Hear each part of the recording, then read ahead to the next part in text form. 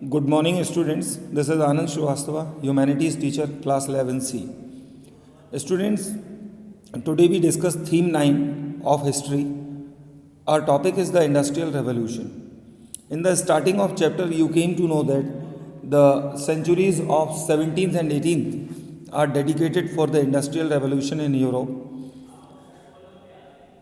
We can say that it comes in two portions: pro industrial revolution then later industrial revolution.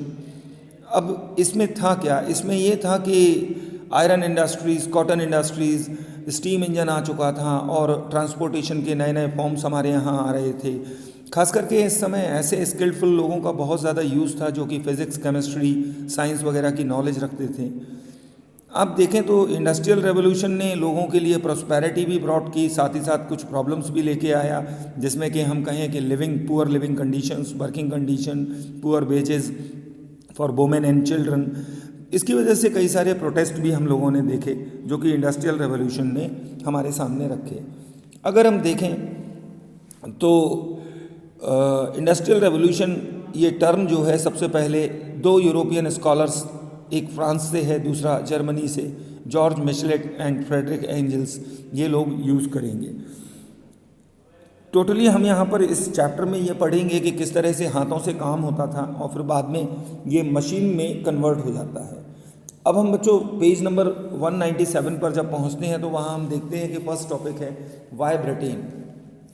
तो मैं यहाँ आपको एक बात क्लियर कर दूं कि ब्रिटेन इसलिए है क्योंकि 18th सेंचुरी के टाइम में ब्रिटेन ही इकलौता एक ऐसा कंट्री था वहाँ पर जो कि यूनाइटेड किंगडम के तौर पे देखा जाता था। इनके पास स्पेस भी बहुत थी क्योंकि इनके साथ England, Wales, Scotland, Irish people, बहुत सारे लोग एक ही मोनार्की के अंदर रहा करते थे। साथ ही साथ एक और चीज़ थी इनके पास, वो क्या था कि ये प्रॉपर लोकल अथॉरिटीज़ रखते थे। इनके मार्केट्स में करेंसी जो थी वो सिंगल थी। साथ ही साथ इनके यहाँ जो लोकल अथॉरिटीज़ थी वो टैक्सेस गुड्स के ऊपर, ज़मीन के ऊपर काफ़ी सही तरीके से लगाते थे। इसके अलावा हम देख सकते हैं कि मनी जो था वो widely used medium of exchange बन गया। साथ ही साथ हम देखें कि लोगों को इन सब से एक वाइडर चॉइस मिली स्पेंड करने की, अपनी अर्निंग को और गुड्स को सेल करने की। लेकिन अगर देखें तो 18वीं शताब्दी में इंग्लैंड काफ़ी सारे इकोनॉमिक चेंजेस से गुजरा, जिसमें एक सबसे बड़ा चेंज था एग्रीकल्चरल रेवोल्यूशन। इसके अंदर क्या हुआ? इसके अंदर ये हुआ कि जो बड़े लैंडलॉर्ड्स थे उन्होंने अपने खेतों को, अपने लैंड्स को, कॉमन लैंड को और बड़ी बड़ी प्रॉपर्टीज़ को कहीं हम फेंस करना शुरू किया या अपने अंडर कैप्चराइजेशन लेना शुरू किया।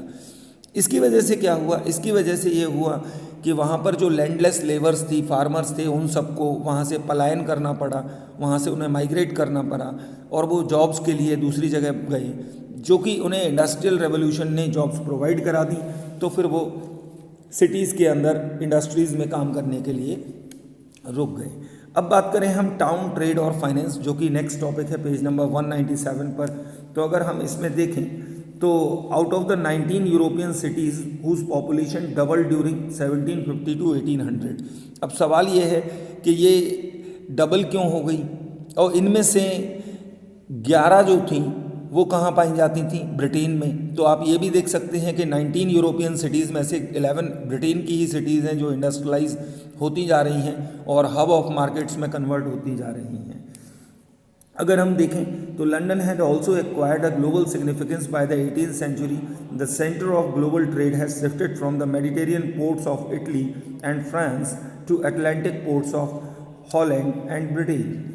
तो यहाँ हम देख सकते हैं कि काफ़ी तेज़ी से लंदन ने आगे अपने आप को बढ़ाया। इसके अलावा आप London also become the centre of triangular trade network that Drew in England, Africa and the West Indies. The companies trading in America and Asia also had there offices in London. तो all over आप ये देख सकते हैं कि पूरे world में London का एफेक्शन है।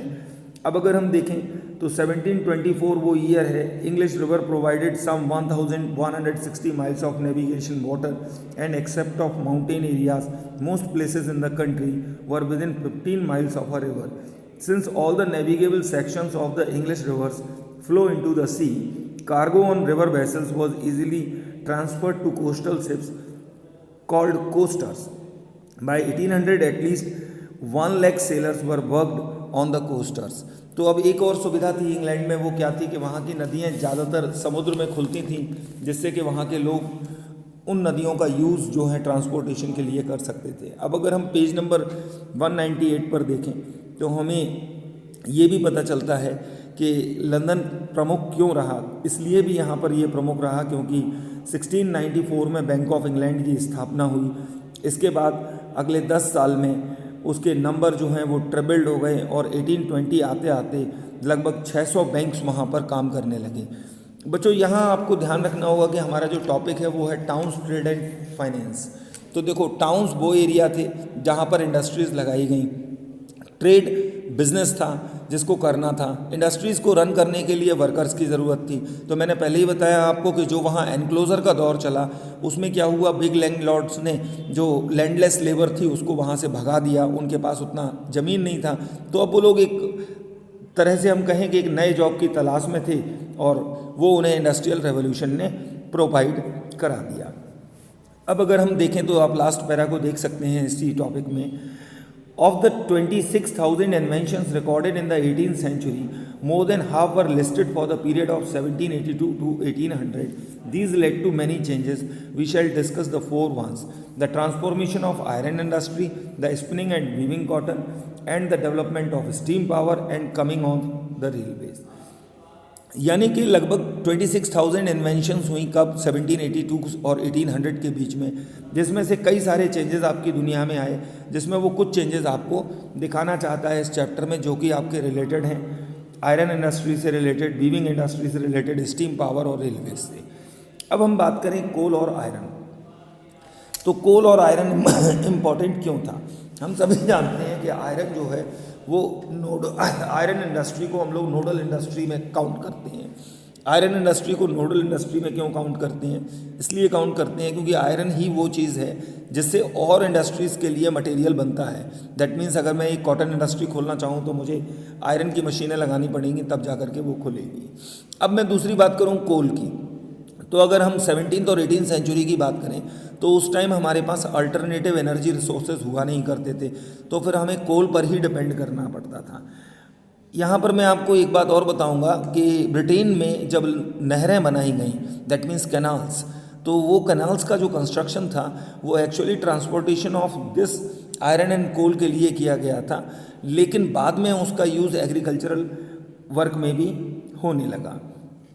तो अगर आप देखें कि इंग्लैंड जो था वहाँ पर काफ़ी सारा आयरन यूज़ होता था, बट लेकिन जो आयरन था उसकी क्वालिटी काफ़ी पुअर थी। साथ ही साथ उनको काफ़ी सारी प्रॉब्लम्स थी। चारकोल जो यूज़ करते थे, fragile to transport across long distances, impurities produce poor quality iron, it was short supply because forest had been destroyed for timber and it could not generate high temperatures. ठीक है, तो अब समस्या ये थी कि आयरन अगर बनाना है तो ज़्यादा टेम्परेचर का आपको व्यवस्था करनी होगी। तो इस प्रॉब्लम के सॉल्यूशन के तौर पे अगर हम देखें तो डर्बीज ऑफ शॉप्सायर जो हैं उन्होंने क्या किया, वो एक्चुअली अगर देखें तो in the course of half century 3 generation of this family, grandfather, father and son, जिनको हम डर्बीज ऑफ शॉप्सायर बोल रहे हैं, इनकी 3 जनरेशन इसमें मेटलॉर्जिकल इंडस्ट्री में लगी रही रेवोल्यूशन लाने के लिए। और ये कहानी शुरू होती है 1709 में अब्राहम डार्बी के टाइम से। This was the first blast furnace that would use Coke which could generate high temperature. Coke was derived from coal by removing the sulfur impurities.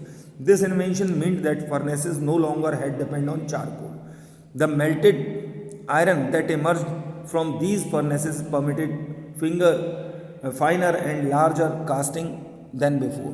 तो अब एक नए तरीके का आयरन आपके सामने आने लगा जो कि ज़्यादा प्योर था पुराने वाले आयरन से। तो इस तरह से हम देख सकते हैं कि जो आयरन इंडस्ट्री सामने आई वो इंडस्ट्री कुछ ही स्पेसिफिक रीजन में क्या रही, कंसंट्रेटेड रही, स्पेशली वो एरियाज़ में जहाँ पर कोल माइनिंग होती है, आयरन स्मेल्टिंग होती है। Britain was lucky in possessing excellent coking coal and high grade iron ore in the same basins or even as the same seams. Britain के साथ एक लक भी रहा, वो ये रहा कि ब्रिटेन को जहाँ जहाँ आयरन मिला वहाँ वहाँ उसे कोल भी मिला। इसकी वजह से क्या हुआ कि वहाँ पर ज़्यादा अच्छे से वो आयरन का प्रोडक्शन कर सके और पब्लिक को गुड क्वालिटी ऑफ आयरन पहुँचा सके। Goodbye, have a nice day.